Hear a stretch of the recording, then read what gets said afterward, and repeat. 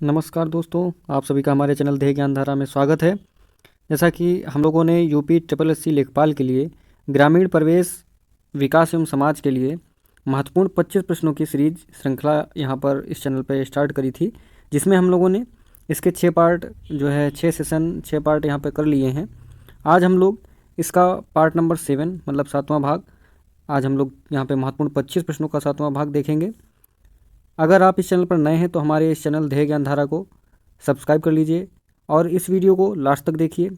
दोस्तों, ये जो 25 महत्वपूर्ण प्रश्नों की सीरीज़ है, ये सीरीज़ बहुत ही महत्वपूर्ण होने वाली है लेखपाल के लिए। अगर आपने अभी तक इसके पहले के वीडियो नहीं देखे हैं, पहले के सेशन नहीं देखे हैं, तो प्लेलिस्ट में जाकर वहाँ से देख सकते हैं। तो बिना टाइम गवाए स्टार्ट करते हैं आज का सेशन। दोस्तों, पहला प्रश्न है, वसूली कीमत सामान्यतः किस स्तर पर निर्धारित की जाती है? ए ऑप्शन दिया हुआ है बाजार कीमत से कम पर, बी ऑप्शन है न्यूनतम समर्थन मूल्य पर, सी ऑप्शन है वायदा कीमतों पर और डी ऑप्शन है मंडी कीमतों पर। तो जो वसूली कीमत होती है दोस्तों, वह न्यूनतम समर्थन मूल्य पर जो है निर्धारित की जाती है। नहीं सॉरी, इसमें जो हो जाएगा वसूली कीमत जो है वह बाजार कीमत से कम पर निर्धारित की जाती है। जैसे कि ए ऑप्शन इसमें सही हो जाएगा बिल्कुल। होता क्या है वसूली कीमत, जो वसूली कीमत होती है कि जैसे कि मान लीजिए हम कोई भी वस्तु खरीदने जाते हैं बाज़ार को, और वो जो है उस पर जो एमआरपी पड़ा रहता है, मार्केट प्राइस जो रहता है, वह जो है दुकानदार उस एमआरपी से जो है अधिकतम मूल्य नहीं ले सकता है, अधिकतम मूल्य वसूल नहीं कर सकता है, आपसे उस वस्तु से कुछ कम जो है कीमत वसूल करेगा। इसीलिए इसमें लिखा हुआ है ऑप्शन में बाजार कीमत से कम पर। ठीक है, तो ये ऑप्शन इसमें बिल्कुल करेक्ट हो जाएगा। देखते हैं दूसरा प्रश्न है, मिड डे मील योजना के तहत पका पकाया भोजन कब दिया जाने लगा? मतलब प्रश्न में कहने का मतलब ये है कि मिड डे मील योजना स्टार्ट करी थी, तो इसमें जो है भोजन कब से दिया जाने लगा, पका पकाया भोजन स्कूल में ही बच्चों को कब से दिया जाने लगा? 4 ऑप्शन दिए हुए हैं। ए ऑप्शन है सन 2000 से, बी ऑप्शन है 2001 से, सी ऑप्शन है 2005 से और डी ऑप्शन है 2004 से। तो इसमें जो करेक्ट ऑप्शन हो जाएगा वह हो जाएगा ऑप्शन नंबर डी, सन 2004 से जो है मिड डे मील योजना के तहत पका पकाया भोजन बच्चों को दिया जाने लगा। ठीक है, अब जो ये मिड डे मील योजना है यह कब स्टार्ट हुई थी यह भी जानना बहुत ज़रूरी है। तो मिड डे मील योजना दोस्तों जो स्टार्ट हुई थी वह स्टार्ट हुई थी आपकी 15 अगस्त 1995 को जो है इसकी शुरुआत करी गई थी। इस जो मिड डे मील योजना है इसकी स्टार्टिंग जो हुई थी वह हुई थी 15 अगस्त सन 1995 को। या नोट डाउन कर लीजिएगा, यह भी महत्वपूर्ण है। और कब से इसमें पका पकाया भोजन दिया जाने लगा? तो सन 2004 से इसमें पका पकाया भोजन दिया जाने लगा, यह भी ध्यान रखिएगा। अगला प्रश्न देखते हैं, अंग्रेजों द्वारा सर्वप्रथम कहवा बागान लगाए गए थे। जो कहवा बागान होते हैं वह सर्वप्रथम कहाँ लगाए गए थे भारत में? ए ऑप्शन दिया हुआ है चिकमंगलूर जनपद में, दूसरा ऑप्शन है कुर्ग जनपद में, सी ऑप्शन है नीलगिरी जनपद में और डी ऑप्शन है वायनाड जनपद में। तो इसमें जो करेक्ट ऑप्शन हो जाएगा वह हो जाएगा ऑप्शन नंबर डी, वायनाड जनपद में। जो सबसे पहला कहवा लगाया गया था, इसका कहवा का बागान, वह 18वीं शताब्दी के तहत जो है ईस्ट इंडिया कंपनी के द्वारा लगाया गया था। ठीक है, तो इसको ध्यान रखिएगा। अगला प्रश्न देखते हैं। अगला प्रश्न है, लखनऊ में उत्तर प्रदेश प्राविधिक विश्वविद्यालय की स्थापना की गई थी। तो कब की गई थी? 2001 में या 2002 में या 2010 में या 2005 में? तो लखनऊ में उत्तर प्रदेश प्राविधिक विश्वविद्यालय की स्थापना जो की गई थी वह की गई थी सन 2001 में। तो इसमें जो करेक्ट ऑप्शन हो जाएगा ऑप्शन नंबर ए, सन 2001 में उत्तर प्रदेश प्राविधिक विश्वविद्यालय की स्थापना की गई थी। अगला प्रश्न है, अधोलिखित में किसमें प्रोटीन की सर्वाधिक मात्रा पाई जाती है? तो प्रोटीन की सर्वाधिक मात्रा किसमें पाई जाती है? ए ऑप्शन दिया हुआ है सोयाबीन में, या बी ऑप्शन अंडा में, सी ऑप्शन उड़द में या डी ऑप्शन चना में। तो जो निम्नलिखित ऑप्शन है विकल्प हैं इनमें बताना है कि प्रोटीन की सर्वाधिक मात्रा किसमें पाई जाती है। तो इसमें करेक्ट ऑप्शन हो जाएगा ऑप्शन नंबर ए, सोयाबीन में जो है प्रोटीन की जो है सर्वाधिक मात्रा पाई जाती है। इसमें जो है लगभग 40% जो है प्रोटीन रहता है और 22% जो है तेल रहता है ऑयल, और 21% जो रहता है वो कार्बोहाइड्रेट रहता है और 12% जो है नमी पाई जाती है। दोस्तों, यहाँ पर ये जानना जरूरी हो जाएगा सोयाबीन के मामले में दो चीज़ें, एक तो विश्व के संदर्भ में और एक तो भारत के संदर्भ में।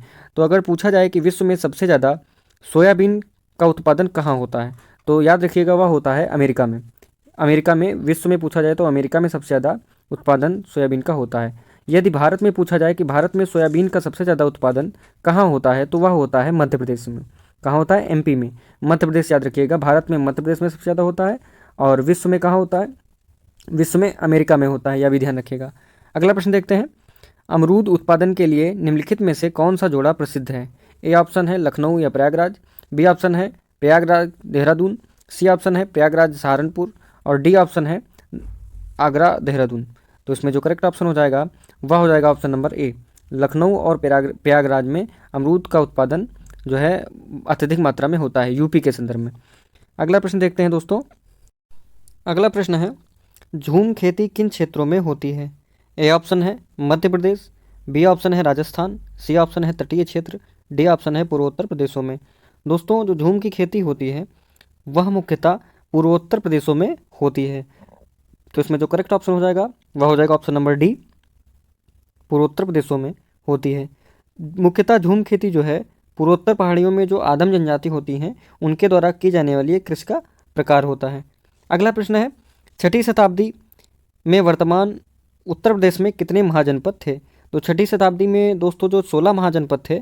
इस प्रश्न में कहने का मतलब यह है कि 16 जो महाजनपद थे 6ठी शताब्दी में, उनमें से कितने जो है उत्तर प्रदेश में आते थे, उत्तर प्रदेश में वर्तमान में उत्तर प्रदेश में आते हैं। ठीक है, तो दोस्तों इसमें जो सही ऑप्शन हो जाएगा वह हो जाएगा ऑप्शन नंबर ए।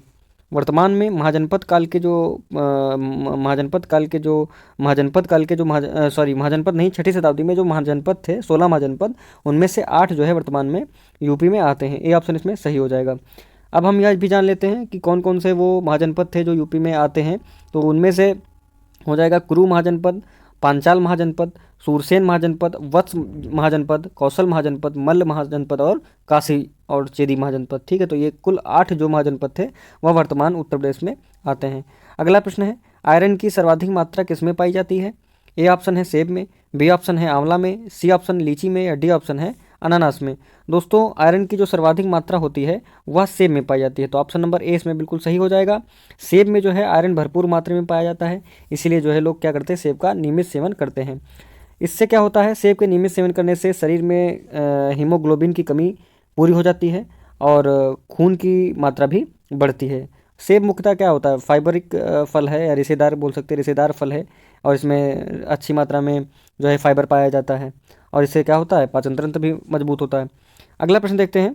अगला प्रश्न है, भूमापन के दौरान एक जरीब की लंबाई पूरी हो जाने की अस्थायी निशानी के रूप में जिस यंत्र का प्रयोग किया जाता है वह क्या कहलाता है?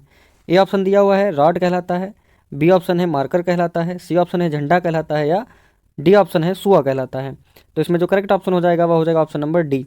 दोस्तों जो भूमापन के दौरान एक जरीब की लंबाई पूरी हो जाने से जो अस्थायी निशानी के रूप में जो प्रयोग किया जाता है उपकरण या यंत्र, तो उसे सुआ बोलते हैं, सुआ कहते हैं। सुआ मुख्यतः जैसे कि कील टाइप का होता है, सामने से आगे से नुकीला होता है और यह भूमि पर जो है ज़मीन पर अस्थायी निशानी या चिन्ह कह सकते हैं, चिन्ह लगाने में प्रयोग किया जाता है। अगला प्रश्न देखते हैं। अगला प्रश्न है, पत्राचार शिक्षा संस्थान है तो यूपी के संदर्भ में यह है प्रश्न। ए ऑप्शन लखनऊ में, बी ऑप्शन प्रयागराज में, सी ऑप्शन अलीगढ़ में या डी ऑप्शन है कानपुर में। तो इसमें जो करेक्ट ऑप्शन हो जाएगा वह हो जाएगा ऑप्शन नंबर बी, पत्राचार शिक्षा संस्थान कहाँ है, वह है प्रयागराज में। अगला प्रश्न है, ललितपुर जिले में स्थित है, बताना है। 4 ऑप्शन है कुशीनगर, कौशाम्बी, देवगढ़ या मांडी। तो ललितपुर जिले के अंतर्गत आता है देवगढ़। तो इसमें ऑप्शन नंबर सी बिल्कुल सही हो जाएगा। दोस्तों देवगढ़ जो है एक ऐतिहासिक स्थल है, यह जो है ललितपुर से 33 किलोमीटर की दूरी पर स्थित है और यह अगर पूछे किस नदी के किनारे स्थित है तो यह बेतवा नदी के तट पर स्थित है। दोस्तों देवगढ़ जो है मुख्य रूप से गुप्त वंश, गुर्जर, प्रतिहार, गोंड, मुगल, बुंदेल, मराठा वंश जो है कई ऐतिहासिक स्मारक और किले आज भी यहाँ मौजूद हैं और यहाँ कई हिंदू और जैन मंदिर भी स्थित हैं, जिनमें से मुख्य रूप से परीक्षाओं में जो पूछा जाता है वह होता है देवगढ़ में स्थित जो दशावतार मंदिर जो है वह भगवान विष्णु को समर्पित, वो यहीं देवगढ़ में है दशावतार मंदिर, यह ध्यान रखिएगा। अगला प्रश्न है, राज्य में शुक्रताल नामक स्थल किस जिले में स्थित है? ए ऑप्शन है Muzaffarnagar, B option Ayodhya, C option Barabanki, D option Sitapur. जो शुक्रताल स्थल है वह कहाँ स्थित है, तो वह पूछा जाए तो बताइएगा मुजफ्फरनगर में स्थित है। ऑप्शन नंबर इसमें ए बिल्कुल करेक्ट हो जाएगा, मुजफ्फरनगर में स्थित है। मुजफ्फरनगर से लगभग 25 किलोमीटर की दूरी पर स्थित है और इसमें इसकी यहाँ एक मुख्य बात यह है कि यहाँ एक वटवृक्ष स्थित, वटवृक्ष जो है यहाँ का बहुत ही प्रसिद्ध है। यह जो वटवृक्ष है लगभग 150 फीट ऊंचाई का है और बहुत बड़े स्थान में यह जो है फैला हुआ है। और इसे जो है ऋषि सुखदेव का एक जीवित प्रतिनिधित्व के रूप में माना जाता है, इसीलिए जो है शुक्रताल यहाँ प्रसिद्ध है। अगला प्रश्न देखते हैं। चंद्रशेखर आज़ाद कृषि एवं प्रौद्योगिकी विश्वविद्यालय स्थित है, यह कहाँ है? ए ऑप्शन है कानपुर में, बी ऑप्शन लखनऊ में, सी ऑप्शन मेरठ में और डी ऑप्शन सहारनपुर में। दोस्तों जो चंद्रशेखर आज़ाद कृषि एवं प्रौद्योगिकी विश्वविद्यालय है वह कानपुर में स्थित है। ऑप्शन नंबर ए बिल्कुल सही हो जाएगा। चंद्रशेखर आज़ाद के नाम से इस जो है कृषि और प्रौद्योगिकी विश्वविद्यालय का नाम रखा गया है। अगला प्रश्न देखते हैं। प्रश्न है, मुगल काल में चित्रकारी के संदर्भ में कौन सा कथन सत्य है? ए ऑप्शन है मुगल शैली को आगरा शैली के नाम से भी जाना जाता था, ये भी कथन सत्य है। बाबर एवं हुमायूं काल में चित्रों पर फारसी प्रभाव अधिक झलकता था। बाबर और हुमायूं पर जो है बाबर एवं हुमायूं काल के चित्रों पर फारसी प्रभाव अधिक झलकता था। दोस्तों यह भी विकल्प सही है। फिर अगला विकल्प है, अकबर के काल में भारतीय एवं फारसी शैलियों के मिश्रण से एक नई शैली का विकास हुआ, यह भी बिल्कुल सही है। जो अकबर के काल की भारतीय एवं फारसी शैली के मिश्रण से एक नई शैली का विकास हुआ था। तो इसका मतलब यहाँ पर चारों ऑप्शन सही है, तो ऑप्शन नंबर डी इसमें बिल्कुल सही हो जाएगा। अगला प्रश्न है, सब्जियों की व्यापारिक खेती को क्या कहते हैं? ए ऑप्शन है सेरीकल्चर, बी ऑप्शन है ओलेरीकल्चर और सी ऑप्शन है हॉर्टिकल्चर और डी ऑप्शन है सिल्वीकल्चर। तो इसमें जो करेक्ट ऑप्शन हो जाएगा वह हो जाएगा option number B, olericulture. Olericulture जो है सब्जियों के व्यापारिक खेती को कहते हैं। और दोस्तों इसी के साथ हम जान लेते हैं जो सेरीकल्चर होता है ये रेशम कीट पालन के लिए होता है, और जो हॉर्टिकल्चर होता है वह आपका होता है बागवानी खेती के लिए। ठीक है, अगला प्रश्न देखते हैं। प्रश्न है, नकटैया मेला कहाँ लगता है? महत्वपूर्ण प्रश्न है, कई बार यूपीपीसीएस के एग्जाम में पूछा जा चुका है। ए ऑप्शन है वाराणसी में, बी ऑप्शन है अयोध्या में, सी ऑप्शन है सीतापुर में, डी ऑप्शन है प्रयागराज में। तो जो नकटैया मेला होता है दोस्तों, यह जो है मुख्य रूप से वाराणसी में जो है यह मेला लगता है। तो ए ऑप्शन इसमें बिल्कुल करेक्ट हो जाएगा, ए ऑप्शन वाराणसी में। फिर अगला प्रश्न है, उत्तर प्रदेश में रजा पुस्तकालय स्थित है, रजा पुस्तकालय उत्तर प्रदेश में कहाँ है? ए ऑप्शन रामपुर में, या बी ऑप्शन प्रयागराज में, सी ऑप्शन मेरठ में, डी ऑप्शन कानपुर में। तो इसमें करेक्ट ऑप्शन हो जाएगा रामपुर में रजा पुस्तकालय स्थित है। अगला प्रश्न है, निम्नलिखित में कौन सा सही सुमेलित नहीं है? चार विकल्प दिए हुए हैं, उनके सामने आम की प्रजाति है और जिला है, उसके सामने आम की प्रजाति है। तो इसमें बताना है कि कौन से सही मिलान नहीं है, सही सुमेलित नहीं है। ए में दिया हुआ है लखनऊ, उसके सामने है मलिहाबाद, आम की प्रजाति मलिहाबादी। और बी ऑप्शन है सहारनपुर, जिसके सामने सफ़ेदा लिखा हुआ है, आम की प्रजाति है जो कि। सी है मेरठ, उसके सामने आम की प्रजाति चौसा दी हुई है। डी है वाराणसी, जिसके सामने आम की प्रजाति दी हुई है लंगड़ा। तो इसमें बताना है कि कौन से विकल्प जो है आपस में सुमेलित नहीं है। तो इसमें दोस्तों जो करेक्ट ऑप्शन हो जाएगा वह हो जाएगा ऑप्शन नंबर सी, यह जो है सुमेलित नहीं है। मेरठ जो है चौसा के लिए प्रसिद्ध नहीं है। ठीक है, देखिए चौसा आम के बारे में जान लेते हैं। चौसा आम जो है वो बाज़ार में जुलाई माह में आ जाता है। बाकी आमों की जो आने का क्रम है तब जो है कम हो जाती है। जब ये चौसा आता है तब बाकी जो आम की प्रजातियां हैं वो कम मात्रा में आती हैं, या ये कह सकते हैं कि सबसे अंतिम में जो है चौसा आम की प्रजाति बाज़ार में आती है। इसकी खासियत यह रहती है कि ये रेशा रहित गूदा होता है और मिठास ज़्यादा होती है इसमें। अगला प्रश्न देखते हैं। प्रश्न है, बौद्धों का प्रसिद्ध तीर्थ स्थल सारनाथ प्रदेश के किस नगर के निकट स्थित है? प्रदेश मतलब कि यूपी के संदर्भ में बताना है किस नगर के निकट स्थित है। ए ऑप्शन है Varanasi, B option Kanpur, C option Etawah, D option Lucknow. दोस्तों जो सारनाथ तीर्थस्थल है यह बौद्धों का एक प्रसिद्ध तीर्थस्थल है और यह वाराणसी के निकट स्थित है, मतलब वाराणसी से लगभग या 10 किलोमीटर की दूरी पर स्थित है। तो इसमें करेक्ट ऑप्शन हो जाएगा ए नंबर इसमें सही हो जाएगा, विकल्प ए नंबर वाराणसी। दोस्तों जो सारनाथ है इसके बारे में जान लीजिए कि जो महात्मा बुद्ध थे, भगवान बुद्ध थे, इन्होंने अपना प्रथम उपदेश जो है वह सारनाथ में ही दिया था। ठीक है, अगला प्रश्न देखते हैं। बटेश्वर नाथ मंदिर प्रदेश के किस नगर में है? A option Agra, B option Mathura, C option Varanasi, D option Raebareli. तो बटेश्वर नाथ मंदिर जो है वह आगरा में स्थित है। तो इसमें करेक्ट ऑप्शन हो जाएगा वह हो जाएगा ऑप्शन नंबर ए आगरा। अगला प्रश्न देखते हैं। प्रश्न है, निम्न में किसका गठन वर्ष 2008 में किया गया था? 4 ऑप्शन है। ए ऑप्शन देखते हैं, माध्यमिक शिक्षा चयन बोर्ड, बी ऑप्शन है बेसिक शिक्षा परिषद, सी ऑप्शन है राज्य शैक्षिक एवं अनुसंधान परिषद, डी ऑप्शन है राज्य मुक्त विद्यालय परिषद। तो इसमें जो करेक्ट ऑप्शन हो जाएगा वह हो जाएगा ऑप्शन नंबर डी, राज्य मुक्त विद्यालय परिषद का जो है गठन सन 2008 में किया गया था।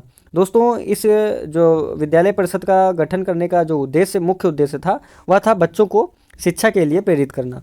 अगला प्रश्न है धन्वंतरि चिकित्सा विश्वविद्यालय कहाँ स्थित है? 4 ऑप्शन है। ए ऑप्शन लखनऊ में, बी ऑप्शन कानपुर में, सी ऑप्शन प्रयागराज में, डी ऑप्शन वाराणसी में। तो धन्वंतरि चिकित्सा विश्वविद्यालय जो है दोस्तों या जो है लखनऊ में स्थित है। तो इसमें जो करेक्ट ऑप्शन हो जाएगा ऑप्शन नंबर ए, धन्वंतरि चिकित्सा विश्वविद्यालय लखनऊ में स्थित है। अगला प्रश्न देखते हैं। प्रश्न है आचार्य नरेंद्र देव अंतर्राष्ट्रीय बौद्ध विद्या शोध संस्थान कहाँ स्थित है? ए ऑप्शन है लखनऊ, बी ऑप्शन है कानपुर, सी ऑप्शन है बोधगया, डी ऑप्शन है सारनाथ।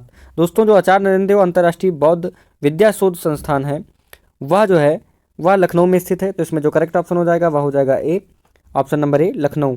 दोस्तों इस संस्थान की स्थापना जो है याद रखिएगा वह स्थापना हुई थी 1985 में। तो इसका वर्ष भी पूछा जा सकता है। तो यह संस्थान कहाँ स्थित है? तो वह लखनऊ। और इसकी स्थापना कब हुई थी, इसका गठन कब हुआ था? सन 1985 में। अगला प्रश्न है कहार जाति द्वारा शुभ अवसरों पर किया जाने वाला नृत्य कौन सा है? ए ऑप्शन है शैरा नृत्य, बी ऑप्शन है धीवर नृत्य, और सी ऑप्शन है धुरिया नृत्य, और डी ऑप्शन है उपरोक्त में से कोई नहीं। दोस्तों जो इसमें करेक्ट ऑप्शन हो जाएगा वह हो जाएगा ऑप्शन नंबर बी, धीवर नृत्य। कहार जाति द्वारा अपने शुभ अवसरों पर जो किया जाने वाला नृत्य है वह है धीवर नृत्य।